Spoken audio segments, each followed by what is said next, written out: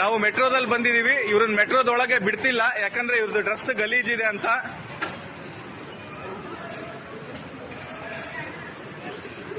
ಬ್ಯಾಗಲ್ಲಿ ಏನಿಲ್ಲ, ಬ್ಯಾಗಲ್ಲಿ ಬಟ್ಟೆಗಳಿದಾವೆ. ಏನಿಲ್ಲ ಸರ್, ಎಲ್ಲ ಸರ್ಚ್ ಮಾಡಿದ್ದಾರೆ. ಡ್ರೆಸ್ ಗಲೀಜಿಲ್ಲ ಅಂತ ಬಿಡ್ತಿಲ್ಲ ಒಳಗೆ.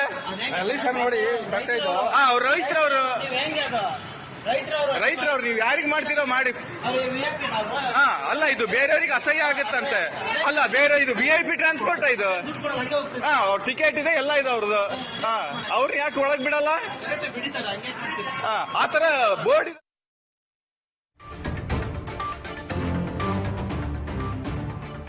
ಬೆಂಗಳೂರು ರಾಜಾಜಿನಗರ ನಿಲ್ದಾಣದಲ್ಲಿ ನಡೆದಿರುವಂತಹ ಘಟನೆ ಇದು. ರಾಜಾಜಿನಗರ ಮೆಟ್ರೋ ನಿಲ್ದಾಣದಲ್ಲಿ ರೈತನಿಗೆ ಅವಮಾನವಾಗಿರುವಂಥದ್ದು. ರಾಜಾಜಿನಗರ ಮೆಟ್ರೋ ಸಿಬ್ಬಂದಿ ವಿರುದ್ಧ ಆಕ್ರೋಶ ಕೂಡ ಹೊರಹಾಕ್ತಾ ಇದ್ದಾರೆ.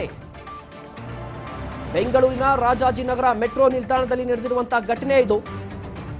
ನೀವು ಕೂಡ ಗಮನಿಸ್ತಾ ಇದ್ರೆ ಯಾವ ರೀತಿಯಾಗಿ ದರ್ಪವನ್ನ ಮೆರೀತಿದ್ರು ಅಂತ. ಪ್ರಮುಖವಾಗಿ ಮನುಷ್ಯತ್ವ ಇರೋರಿಗೆ ಕೆಲಸ ಕೊಡಬೇಕು ಫಸ್ಟ್. ಅದು ಯಾಕಂದ್ರೆ ಬೇರೆ ಕಡೆಯಿಂದ ಬಂದಿರ್ತಾರೆ. ನೀವು ಮೆಟ್ರೋ ಒಳಗಡೆ ಹೋಗ್ತಾ ಇದ್ರ, ಮೆಟ್ರೋ ನಿಲ್ದಾಣಕ್ಕೆ ಹೋಗ್ತೀರಾ ಅಂದ್ರೆ ಅಲ್ಲಿ ಕನ್ನಡ ಬರೋರದೇ ತುಂಬಾ ಕಡಿಮೆ, ಕನ್ನಡಿಗರ ಸಂಖ್ಯೆ ತುಂಬಾ ಕಡಿಮೆ ಇರುತ್ತೆ. ಬೇರೆ UP-ಇಂದನೋ, ಪಂಜಾಬ್ನಿಂದನೋ, ಗುಜರಾತ್ನಿಂದನೋ, ರಾಜಸ್ಥಾನದಿಂದನೋ ಬಂದಿರ್ತಾರೆ. ಅಂಥವ್ರು ಕೆಲಸ ಕೊಟ್ಟಿರ್ತಾರೆ. ಅಲ್ಲಿ ಅವ್ರಿಗೆ ಅಟ್ಲೀಸ್ಟ್ ಮಾನವೀಯತೆ ಇರುತ್ತಾ? ಅಟ್ಲೀಸ್ಟ್ ಮಾನವೀಯತೆ ಇರೋರ್ಗಾದ್ರೂ ಕೆಲಸ ಕೊಡಬೇಕು. ರೈತರಿಗೆ ಈ ರೀತಿಯಾಗಿ ಮಾಡ್ತಾರೆ ಅಂದ್ರೆ ಯಾವ ರೀತಿ ಕೆಲಸ ಇದು?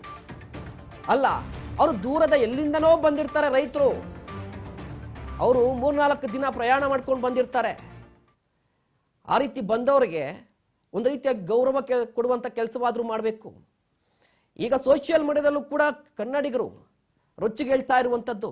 ಯಾಕಂದ್ರೆ ಮೆಟ್ರೋ ಸಿಬ್ಬಂದಿಯ ಈ ವರ್ತನೆ ಇದೆಯಲ್ವಾ, ಇದು ಫಸ್ಟ್ ಟೈಮ್ ಅಲ್ಲ, ಸಾಕಷ್ಟು ಬಾರಿ ರಿಪೀಟ್ ಆಗ್ತಾ ಇದೆ. ಇದು ಪದೇ ಪದೇ ಈ ರೀತಿಯಾಗಿ ಎಡವಟ್ಟುಗಳನ್ನು ಮಾಡ್ಕೋತಾ ಇದ್ದಾರೆ. ಮತ್ತೊಂದು ವಿಚಾರ ಏನಂದ್ರೆ, ಮೆಟ್ರೋ ನಿಲ್ದಾಣದಲ್ಲಿ ಈಗ ಒಂದು ಫೆಸಿಲಿಟಿ ಇದೆ. ಅದೇನಂದ್ರೆ, ಮೆಟ್ರೋ ನಿಲ್ದಾಣದಲ್ಲಿ ಒಂದಿಷ್ಟು ಪ್ರದೇಶದಲ್ಲಿ ಸೆಲ್ಫಿ ಪಾಯಿಂಟ್ ಅಂತ ಮಾಡಿದ್ದಾರೆ. ಅಲ್ಲಿ ಸೆಲ್ಫಿಯನ್ನು ತೆಗೆದುಕೋಬಹುದು ಯಾರಾದ್ರೂ ಹೋಗಿ. ಆದ್ರೆ ಇಲ್ಲಿನ ಸಿಬ್ಬಂದಿ ಇದ್ದಾರಲ್ವಾ, ಅವರು ಮೊಬೈಲನ್ನೇ ಕಿತ್ಕೋತಾರೆ ಬಂದು. ಇಲ್ಲೆಲ್ಲ ಸೆಲ್ಫಿ ತೆಗೆಯೋಂಗಿಲ್ಲ ಅಂತ. ಇವ್ರು ಯಾರು ಆ ರೀತಿಯ ಅಧಿಕಾರವನ್ನು ಕೊಟ್ಟವರು? ಅಟ್ಲೀಸ್ಟ್ ರೂಲ್ಸ್ ಗೊತ್ತಿದ್ಯಾ? ಸೆಲ್ಫಿ ಪಾಯಿಂಟ್ ಅಂತ ಇಟ್ಟಿರ್ತಾರೆ, ಅಲ್ಲಿ ಸೆಲ್ಫಿ ತೆಗೆದುಕೊಂಡು ಹೋದ್ರೆ ಅಲ್ಲಿ ಬಂದು ಮೊಬೈಲ್ ಕಿತ್ಕೊಳ್ಳುವಂಥದ್ದು. ಈ ರೀತಿಯ ನಡವಳಿಕೆ ಇವ್ರದ್ದು. ಅಲ್ಲ, ಬಟ್ಟೆ ಕ್ಲೀನ್ ಇಲ್ಲ ಅಂತ ಹೇಳಿ ಒಳಗಡೆ ಬಿಟ್ಟಿಲ್ಲ ಸರಿ. ಹಾಗಾದ್ರೆ ನೀವು ಟಿಕೆಟ್ ಕೊಡುವಾಗ ದುಡ್ಡನ್ನ ಯಾಕೆ ತೆಗೆದುಕೊಂಡ್ರಿ? ಆಗ ಅಸಹ್ಯ ಆಗ್ಲಿಲ್ವಾ ನಿಮ್ಗೆ? ರೈತರು ಈಗ ಬದುಕೋದೇ ಕಷ್ಟ ಆಗ್ಬಿಟ್ಟಿದೆ. ಆ ರೀತಿಯ ಪರಿಸ್ಥಿತಿಗೆ ಬಂದ್ಬಿಟ್ಟಿದೆ ದೇಶ. ಈಗ ಮೆಟ್ರೋ ಕೂಡ ಹೋಗ್ಲಿಕ್ಕಾಗಲ್ವಾ? ಟಿಪ್ ಟಾಪ್ ಆಗಿ ಬರ್ಬೇಕಾ ಮೆಟ್ರೋಗೆ? ಹಾಗಾದ್ರೆ ಅಲ್ಲಿ ಸಾರ್ವಜನಿಕರು ಕೂಡ ಪ್ರಶ್ನೆ ಮಾಡ್ತಾ ಇದ್ರು, ಆ ತರ ಏನಾದ್ರೂ ಬೋರ್ಡ್ ಇದೆಯಾ ತೋರಿಸಿ, ಕ್ಲೀನ್ ಆಗಿ ಬಂದ್ರೆ ಮಾತ್ರ ಮೆಟ್ರೋ ಒಳಗಡೆ ಬಿಡ್ತೀವಿ ಅಂತ ಬೋರ್ಡ್ ಇದೆಯಾ ತೋರಿಸಿ, ಈಗಲೇ ಹೋಗಿ ನಾವು ಬಟ್ಟೆ ಹಾಕೊಂಡ್ ಬರ್ತೀವಿ, ಕ್ಲೀನ್ ಆಗಿರೋ ಬಟ್ಟೆ ಹಾಕೊಂಡ್ ಬರ್ತೀವಿ ಅಂತ ಹೇಳ್ತಾ ಇದ್ರು.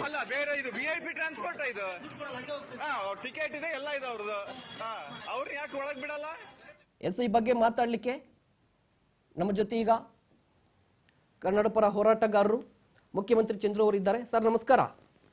ನಮಸ್ಕಾರ ಸರ್, ನಿಮ್ಮ ಗಮನಕ್ಕೆ ಬಂದಿದ್ದೆ ಅನ್ಕೋತೀನಿ, ರಾಜಾಜಿನಗರ ಮೆಟ್ರೋ ನಿಲ್ದಾಣದಲ್ಲಿ ರೈತರೊಬ್ರು ಹೋಗ್ಲಿಕ್ಕೆ ಬಿಡ್ಲಿಲ್ಲ. ಕಾರಣ ಏನಂದ್ರೆ ಅವ್ರ ಬಟ್ಟೆ ಕ್ಲೀನ್ ಆಗಿಲ್ಲ ಅಂತ.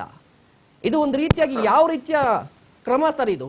ಅದು ಬಟ್ಟೆ ಕ್ಲೀನ್ ಇಲ್ಲ ಅಂತ ಮೆಟ್ರೋ ಒಳಗಡೆ ಬಿಡ್ಲಿಲ್ಲ ಅಂದ್ರೆ ಯಾವ ರೀತಿ ಹೇಳ್ಬೇಕು? ಈಗ ಸ್ವಾತಂತ್ರ್ಯ ಬಂದ 75 ವರ್ಷ ಆದ್ರೆ ಹಿಂದೆ ಬ್ರಿಟಿಷ್ ಕಾಲ ಆಡ್ತಿದ್ರು. ಅದೆಲ್ಲಕ್ಕಿಂತ ಈ ಜಾತಿ ಮತ್ತು ಬಟ್ಟೆ ವಿಚಾರಗಳಲ್ಲಿ ಇಷ್ಟೊಂದು ಕೀಳಾಗಿ ನೋಡ್ತಕ್ಕಂಥದ್ದು ವ್ಯವಸ್ಥೆನ ನಾವು ಕನ್ನಡಿ ಹಿಡಿಬೇಕಾಯ್ತು. ನಮ್ಮ ವ್ಯವಸ್ಥೆ, ಸರ್ಕಾರಗಳು ಇದ್ರ ಬಗ್ಗೆ ಅಂದ್ರೆ ಕೆಳಜನ ಕೆಲಸ ಮಾಡ್ತಕ್ಕಂಥವ್ರು ಎಷ್ಟು ಕೆಟ್ಟದಾಗಿ ಬಿಹೇವ್ ಮಾಡ್ತಿದ್ದಾರೆ. ಎಲ್ಲೋ ಹೊರಗಡೆ ಮಲಾವರೋದ್ರ ಬಗ್ಗೆ ದೊಡ್ಡ ಗಲಾಟೆ ಮಾಡೋದು ಇದೆಲ್ಲ ಆಗ್ತಾ ಇತ್ತು. ಇನ್ನೇನೋ ಶೋಷಿತ ಇದೆಲ್ಲ ತಂದು ಜಾತಿ ಲೆಕ್ಕದಲ್ಲಿ. ಈಗ ನೋಡಿದ್ರೆ ಬಟ್ಟೆ ಬರಿನಲ್ಲಿ ಇತ್ತವ್ರನ್ನ ತಕ್ಷಣ ಗೊತ್ತಾಗಿದ್ರೆ ಮೆಟ್ರೋಗೆ ಸಂಬಂಧಪಟ್ಟವರು ಸರ್ಕಾರ ಇಮಿಡಿಯೇಟ್ ರೆಸ್ಪಾನ್ಸ್ ಅವನು ಸಸ್ಪೆಂಡ್ ಮೊದಲು ಮಾಡಿ ಆಮೇಲೆ ಎನ್ಕ್ವೈರಿ ಮಾಡಿ ಕಠಿಣವಾದ ಶಿಕ್ಷೆ ಕೊಡ್ಬೇಕಾಗುತ್ತೆ. ಇದು ಬಹಳ ದುರಂತ. ಇದಕ್ಕೆ ಯಾವ ಹೋರಾಟಕ್ಕೆ ಬೇಕಾದ್ರೂ ಹೋರಾಟ ಮಾಡೋಣ ನಾವು. ಒಬ್ಬ ರೈತ ಅಂದ್ರೆ ಏನ್ ತಿಳ್ಕೊಂಡಿದ್ದಾರೆ? ಬಟ್ಟೆ ಹಿಂಗೆ ಹಾಕ್ಬೇಕು ಅಂತ ಏನ್ ರೂಲ್ಸ್ ಇದೆ ನಮ್ಮಲ್ಲಿ? ಆಮೇಲೆ ಜೊತೆಗೆ ಒಂದ್ ವೇಳೆ ಅವನ ಸ್ಥಿತಿಗತಿಗಳು ಹೆಂಗಿರುತ್ತೋ ಏನ್ ಕತ್ತೇನೋ ಅದನ್ನ ನೀವು ಹೀಯಾಳಿಸ್ತಕ್ಕಂಥದ್ದು, ನಿಂದನೆ ಮಾಡ್ತಕ್ಕಂಥದ್ದು, ತಿರಸ್ಕಾರ ಮಾಡ್ತಕ್ಕಂಥದ್ದು ಅಂತಂದ್ರೆ ನಮ್ಮ ರೈಟ್ಸ್ನೇ ಕಳ್ಕೊಡತ್ತಾರ ಅಂತಂದ್ರೆ ಇವ್ರೇನಿದು ಡಿಕ್ಟೇಟರ್ಗಳಾಗೋದ್ರಲ್ಲ ಎಲ್ಲರೂ ಕೂಡ.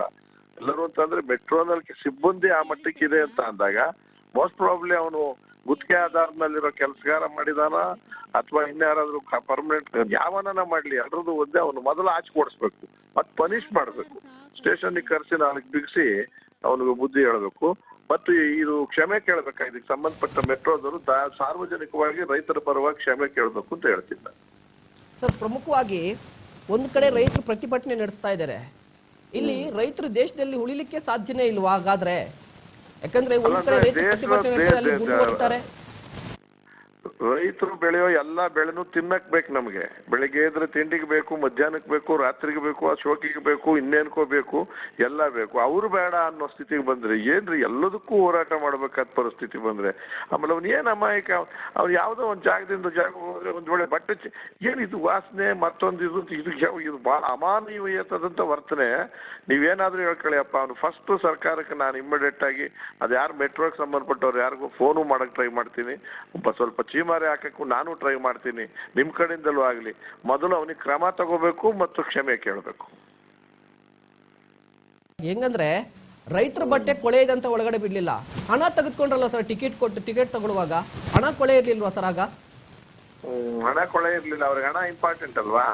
ಹಣ ಬಿದ್ರು ಪರವಾಗಿಲ್ಲ, ಹಣ ಜಾಬ್ ಹೋಗ್ಬೇಕು. ಹಣ ಎಲ್ಲಿಂದ ಆದ್ರೂ ಕೂಡ ಯಾವುದೇ ಜಾಗದಲ್ಲಿ ಬಿದ್ದಿದ್ರು ಅದು ಎತ್ತಿ ಕಣ್ಗೊತ್ಕೊಂಡು ಮುತ್ತಿಟ್ಬಿಟ್ಟು ಒಳಗೆ ಇಟ್ಕೊಂತಾರೆ. ಅಂದ್ರೆ ಆ ಮನೋಭಾವನೆ ಇದೆಯಾ? ಇದು ಮನುಷ್ಯರು ಬದುಕ್ತಕ್ಕಂಥ ರೀತಿ ಅಲ್ವೇ ಅಲ್ಲ ಇದು. ಅದು ಯಾರು ಮಾಡಿರೋದು ಅಂತ ಗೊತ್ತಾಯ್ತ ತಮ್ಮ? ನನಗೆ ಅಷ್ಟು ಮಾಹಿತಿ ಸಿಗ್ಲಿ, ಇಷ್ಟೇ ಸಿಕ್ಕಿದ್ದು. ಗೇಟ್ ಕೀಪರ, ಗುತ್ತಿಗೆ ಆಧಾರ ಕೆಲ್ಸಗಾರರ, ಯಾರು ನೌಕರ್ನ ಯಾರು ಮಾಡಿರೋದು? ಅಲ್ಲಿ ಬೇರೆ ಸಿಬ್ಬಂದಿ ಅವನಿಗೆ ಯಾಕೆ ಸುಗಿಲಿಲ್ವಂತ? ಮೆಟ್ರೋ ಸಿಬ್ಬಂದಿ ಇದ್ದಾರಲ್ವಾ, ಅವ್ರು ತಡೆದಿರುವಂತದ್ದು ಅಲ್ಲಿ ಚೆಕ್ ಮಾಡ್ತಾರಲ್ವಾ ಅಲ್ಲಿ. ಬಟ್ ಇದು ಫಸ್ಟ್ ಟೈಮ್ ಅಲ್ಲ, ಪದೇ ಪದೇ ರಿಪೀಟ್ ಆಗ್ತಾ ಇದೆ. ಮೆಟ್ರೋ ಈಗ ನಾನ್ ಕಳೆದ್ರು ಮೆಟ್ರೋದವರು ಸಂಪೂರ್ಣವಾಗಿ ಕ್ಷಮೆ ಕೇಳಬೇಕು, ಸರ್ಕಾರ ಉತ್ತರ ಕೊಡ್ಬೇಕು. ಸದನ ನಡೀತಾ ಇದೆ, ನಾನು ಇಲ್ಲಿಂದ ಕೇಳ್ಕೊತಾ ಇದ್ದೀನಿ, ಮಾನ್ಯ ಮುಖ್ಯಮಂತ್ರಿಗಳು ಇಂಥದ್ದು ನಾಳೆಯಿಂದ ಏನಾದ್ರು ಆದ್ರೆ ಡೈರೆಕ್ಟ್ ಜೈಲ್ಗೆ ಹಾಕ್ತೀವಿ ನಿಮ್ಮನ್ನ ಅನ್ನೋ ತರದಲ್ಲಿ ಒಂದು ತೀರ್ಮಾನ ತಗೋಬೇಕಾದ ಪರಿಸ್ಥಿತಿ ಬರ್ತದೆ. ಸದನ ಇದೆ, ದಯಮಾಡಿ ಹೇಳಿಕೆ ಮಾಡಿ ಸಂಬಂಧಪಟ್ಟ ಮಂತ್ರಿಗಳು. ಧನ್ಯವಾದ ಸರ್, ಇಷ್ಟೊತ್ತು ನಮ್ಮ ಜೊತೆ ಮಾತಾಡ್ಲಿಕ್ಕೆ. Thank you so much. Thank you.